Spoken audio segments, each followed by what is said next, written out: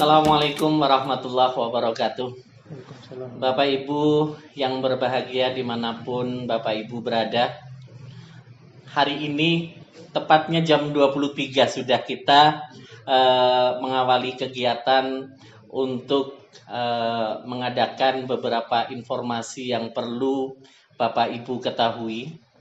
Jadi alhamdulillah pada hari ini kita dikasih kesempatan untuk wawancara langsung dengan pemilik PT Binawan Inti Utama. Selamat malam Pak Said Saleh Alwaini. Selamat malam nih ya. Sudah jam 23 malam sekali ya. Jadi karena kita harus balance memberikan sebuah informasi kepada masyarakat, peluang ini harus ditangkap oleh masyarakat sehingga tidak apa-apa nih kalau malam-malam seperti ini kita masih ngobrol kan gitu. Di saat yang lain mungkin sudah terlena gitu. Oke, Pak Said, ada beberapa informasi yang ingin kita tanyakan. Sekarang itu Indonesia, tidak hanya Indonesia, semua negara di dunia mengalami masalah yang sama. Pandemi COVID itu meluluh lantakan semua sektor, ekonomi, pekerjaan, bahkan pendidikan juga. Kita dari sekolah menengah kesehatan itu yang selama ini safe, aman sekali karena lulusan kita itu tercover di dalam negeri, sehingga kita tidak pernah melirik adanya peluang pekerjaan di luar negeri. Tetapi mau tidak mau kita harus membuka diri terhadap beberapa peluang pekerjaan. Karena apapun yang terjadi, pandemi ini kayaknya masih lama ini kan, nggak mungkin kemudian kita duduk manis tanpa adanya sebuah ikhtiar. Saya mendengar bahwa PT Binawan Inti Utama ini adalah sebuah perusahaan yang bergerak dalam program penempatan tenaga kesehatan.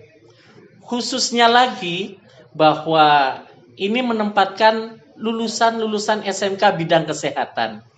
Barangkali yang perlu bisa diberikan informasi kepada masyarakat luas ini, Pak Said ya. Sebetulnya program penempatan kerja bidang kesehatan ke luar negeri, terutama ke Jepang itu yang diadakan oleh PT Binawan itu bagaimana?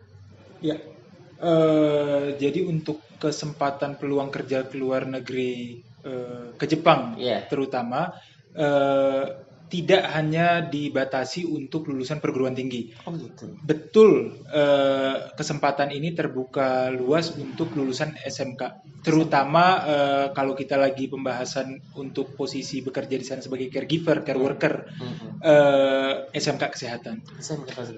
Jadi kalau misalnya kita melihat, ini masyarakat kan masih awam nih, bahasanya juga awam itu, pekerjaan apa itu care giver, care worker kan seperti itu.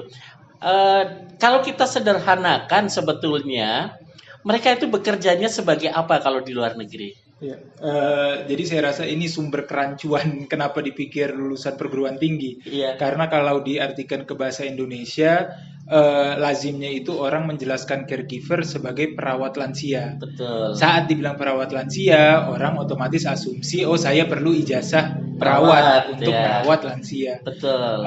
Tapi sebenarnya tidak. Di luar negeri, seorang perawat lansia yang dibilang caregiver itu tidak disyaratkan memiliki ijazah perawat. Mereka ini bekerjanya posisinya lebih di nursing home atau di bahasa Indonesianya mungkin panti jompo gitu ya.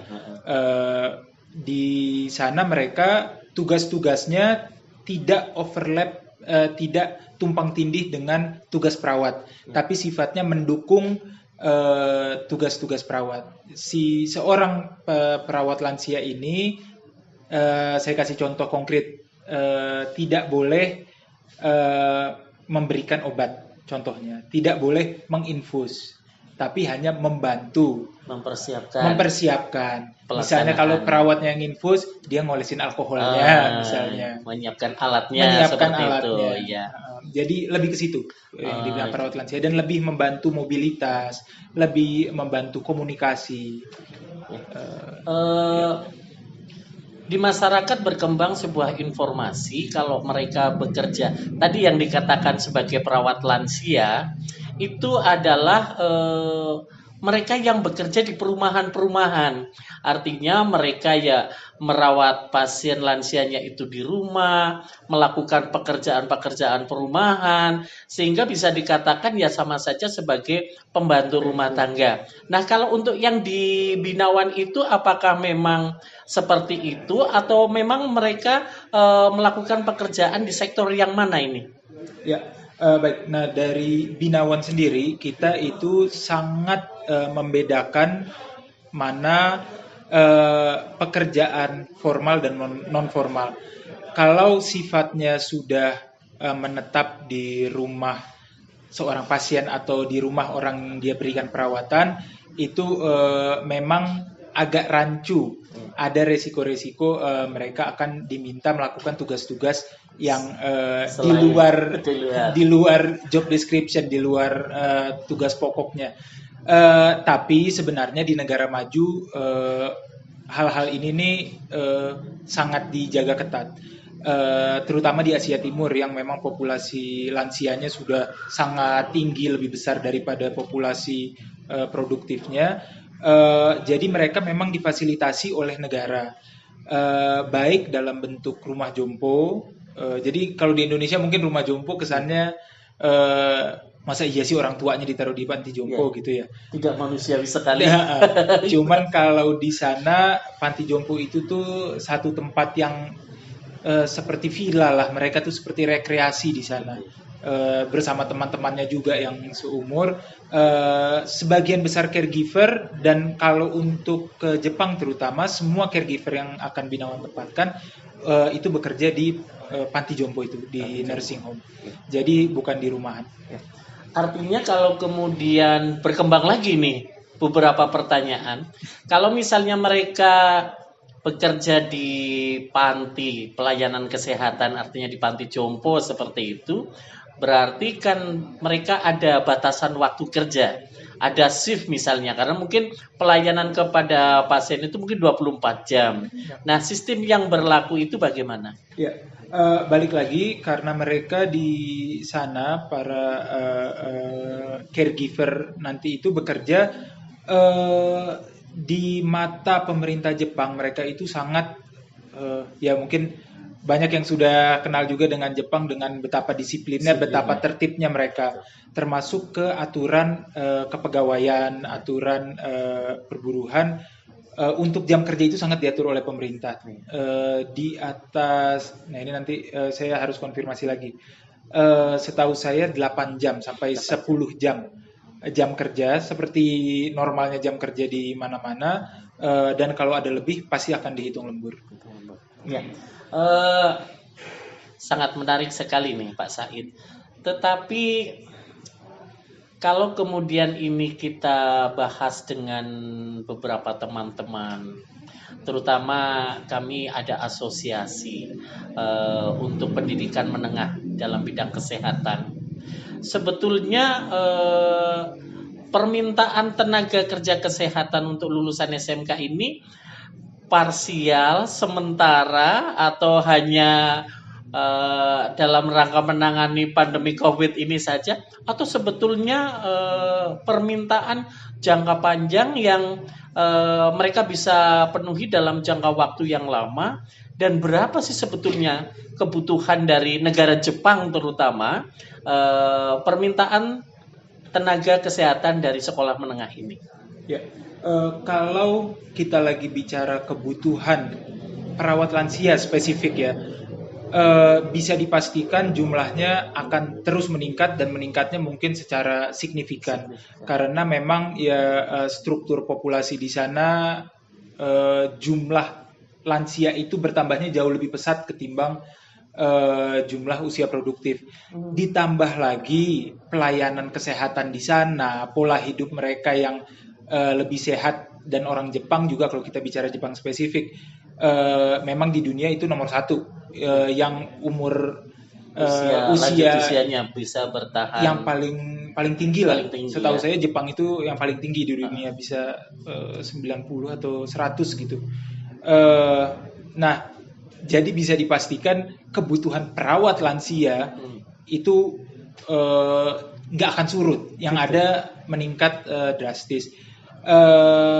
Kalau kita bicara publikasi resmi dari pemerintah Jepang, kebutuhan perawat lansia yang dibuka untuk diisi oleh komunitas internasional yang berminat untuk bekerja di sana, dalam 5 tahun ke depan saja dibutuhkan sampai dengan 60.000 caregiver untuk bekerja di Jepang. Itu baru 5 tahun ke depan prediksi. Artinya tidak usah khawatir karena Tidak memang usah khawatir. permintaannya sangat tinggi dan kemungkinan besar semakin meningkat kan seperti Semakin itu. meningkat. Baik, pergi ke Jepang mungkin idaman banyak orang karena selain tentunya mendapatkan penghasilan yang besar, punya pengalaman kan seperti itu. Tetapi di masyarakat kita juga mendapatkan informasi bahwa kalau kita akan bekerja ke Jepang, salah satunya karena kita concern nih di dalam pengelolaan sekolah menengah dalam bidang kesehatan. Kalau mereka mau pergi ke Jepang, itu ada biaya yang harus dibayarkan di awal. Ada yang mengatakan 40, 50, bahkan sampai 60 dan 65 juta. Sementara keadaan ekonomi kita sekarang tidak terlalu membaik kan seperti itu.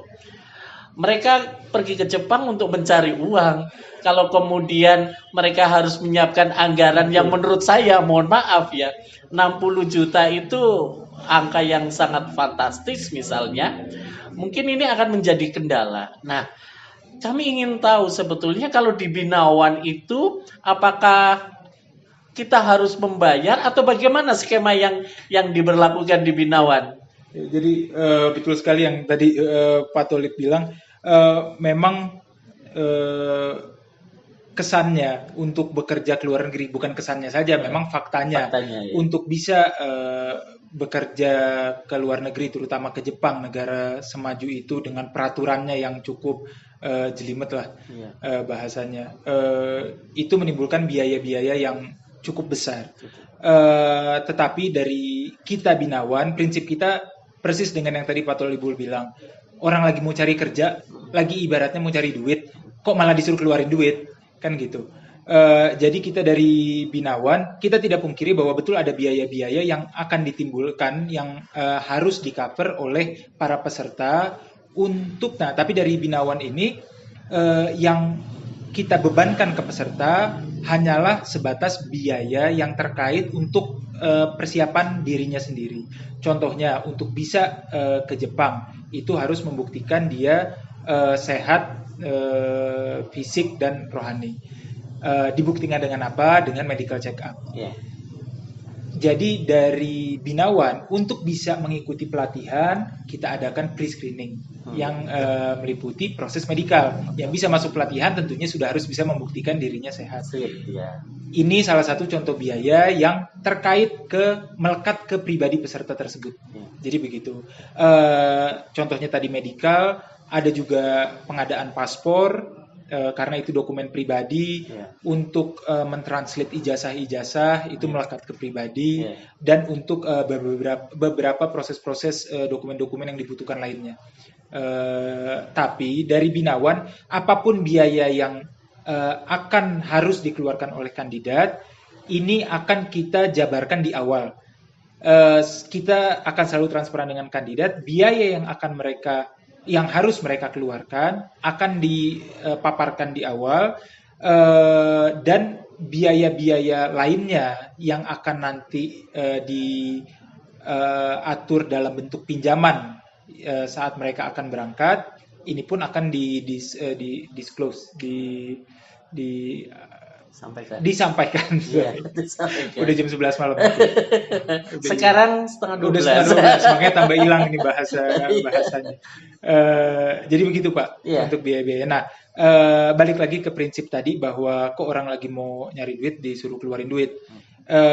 Dari Binawan kita memfasilitasi pinjaman. Jadi sebenarnya di luar biaya-biaya yang melekat ke pribadinya, untuk pelatihan yang tentunya biayanya signifikan untuk belajar bahasa Jepang selama 6 bulan diasramakan, untuk bisa berangkat ke sana tiketnya, untuk pengadaan dokumen-dokumen ke pengurusan ke Depnaker, ke imigrasi Jepang dan sebagainya, ini akan di cover oleh Binawan. Ada yang di cover Binawan sebagai pinjaman. Nanti saat para peserta sudah bekerja, ini akan dibayar kembali. Ya. Menarik sekali karena sebetulnya sumber ketakutan mereka itu bukan katanya sih, memang di lapangan itu yang terjadi adalah mereka yang akan pergi ke Jepang, diklatnya pendidikan bahasa Jepangnya mereka sudah harus membayar. Kemudian yang kedua, apabila mereka lulus kemudian mau masuk ke perusahaan, itu mereka harus menyiapkan anggaran yang sangat signifikan. Taruhlah 40 juta, 20 juta dibayar di awal, nanti sisanya pas pada saat mau terbang. Tetapi kalau kita menyimak tadi yang disampaikan oleh Pak Said, bahwa biaya-biaya ini sudah di-cover oleh pihak ketiga, bahwa memang betul ke Jepang itu ada biayanya, tetapi nggak usah dipikirkan masalah biaya itu, karena ada semacam solusi yang diberikan bahwa mereka yang penting bisa bekerja, biaya itu nanti bisa dikembalikan pada saat mereka sudah bekerja, seperti itu.